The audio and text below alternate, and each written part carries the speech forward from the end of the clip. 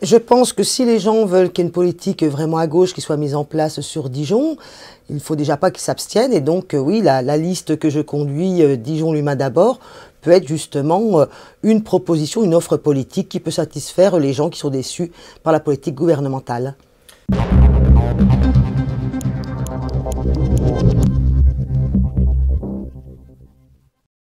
Je pense que, bon, déjà, c'est pas la gauche de la gauche, mais voilà, c'est une liste initiée par le Front de gauche. Déjà, plus de services publics, plus d'accès aux droits pour les usagers, plus de démocratie, plus de mesures anti-austérité ferait du bien aux gens qui subissent fortement la crise et la politique d'austérité.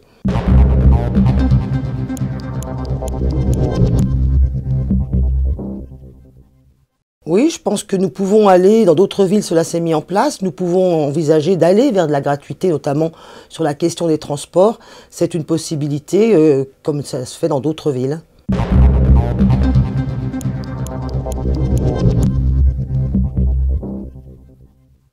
Eh bien, je pense que c'est une bonne question. Je pense que déjà, il y a déjà des choses qui sont mises en place au niveau des transports publics. Je pense qu'il faut accélérer tout ce qui peut permettre justement les transports en commun et donc éventuellement aussi la gratuité pour permettre à tous d'utiliser le transport en commun et de laisser la voiture quand on n'en a vraiment pas besoin pour se déplacer dans l'agglomération dijonnaise ou même pour rentrer à l'agglomération dijonnaise.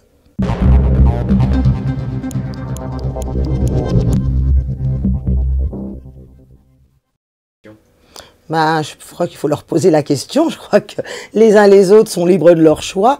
Et donc, les choix qu'ils ont faits, je les respecte, comme bien sûr, je respecte tous les choix des partis politiques.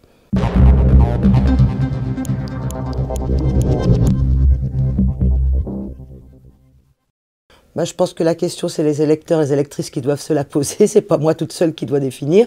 En même temps, c'est vrai qu'on peut s'interroger sur les votes qui sont faits par les députés sénateurs socialistes aujourd'hui et qui font tant de mal aux gens qui ont espéré du changement en 2012.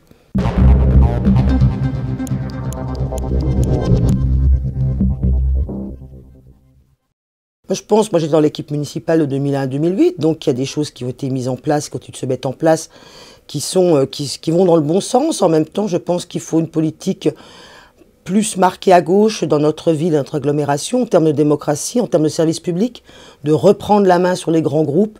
Je pense que ça serait des actes forts à poser.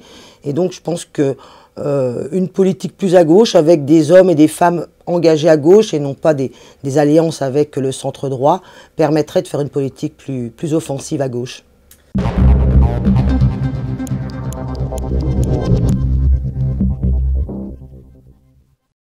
Mais je pense que c'est une bonne question, puisque la question de l'emploi est au cœur des préoccupations de nos concitoyens. Donc il faut déjà qu'il y ait des commandes pour ces entreprises-là.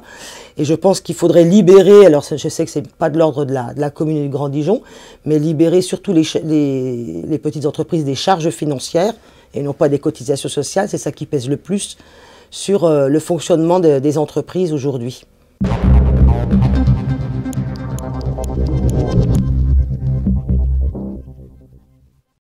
Je pense que là, c'est aussi permettre une animation du centre-ville, permettre que justement, bon maintenant c'est fait, mais l'agrandissement de la Toison d'Or ne me semblait pas une nécessité, et plutôt de permettre une vie active au centre-ville.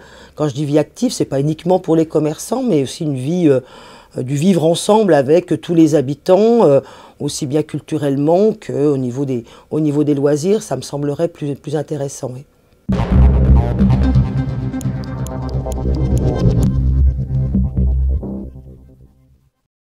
Je pense que c'est un projet, une étude que nous aimerions bien mettre en route. Nous l'avions déjà proposé en 2008 et on voit bien que beaucoup de villes se repenchent sur la question des contrats de l'eau. Et quand nous disons qu'il faut que les biens communs reviennent dans l'espace public, soient contrôlés par les citoyens et qu'il n'y ait pas des actionnaires qui se fassent de l'argent sur justement l'utilisation de l'eau, ce besoin vital, je pense que Dijon doit se reposer, le Grand Dijon doit se poser cette question-là, oui.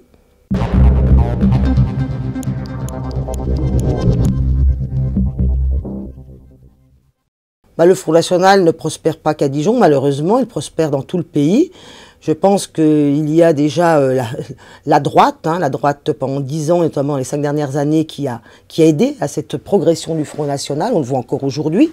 Et puis il y a aussi la désespérance sociale qui peut conduire aussi des personnes à aller dans le camp de la division, puisque le Front National, en fin de compte, ne fait que diviser les gens, diviser les salariés, mais est toujours du côté des puissants.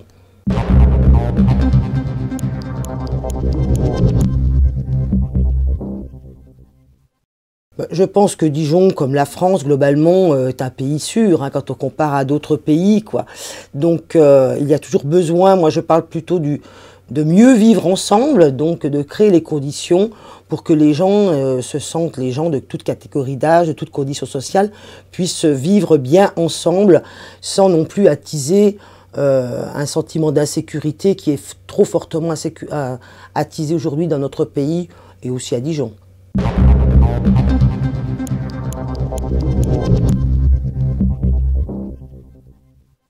De toute façon, déjà, il faut que les électeurs et les électrices donnent beaucoup de poids et d'influence à la liste Dijon l'humain d'abord. Ensuite, nous créerons les conditions, nous voulons créer les conditions pour qu'il puisse y avoir des élus issus de la liste Dijon l'humain d'abord au deuxième tour, avec le rassemblement de toute la gauche sur Dijon.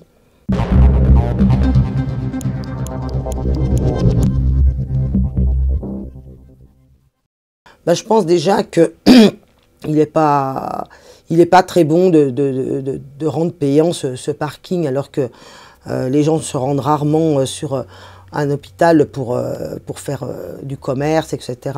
Donc déjà le rendre gratuit.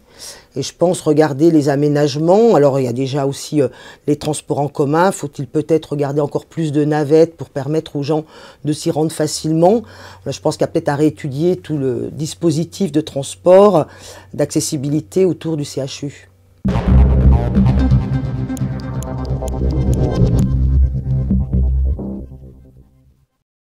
L'emploi, n'est pas une compétence de la commune et du Grand Dijon. Pour autant, je pense qu'il faut aussi regarder du côté des attributions d'aide publique aux entreprises. Ça, c'est le domaine du Grand Dijon. Donc nous voulons une commission de contrôle, d'évaluation et d'attribution des aides. Et puis ensuite, il faut soutenir, j'étais hier midi avec les salariés de Parker, il faut soutenir et appuyer les luttes et en tout cas permettre aux salariés de pouvoir lutter contre les délocalisations et aussi de pouvoir présenter des projets alternatifs à une reprise d'entreprise ou des projets alternatifs pour le développement de l'emploi industriel, notamment sur le Grand Dijon.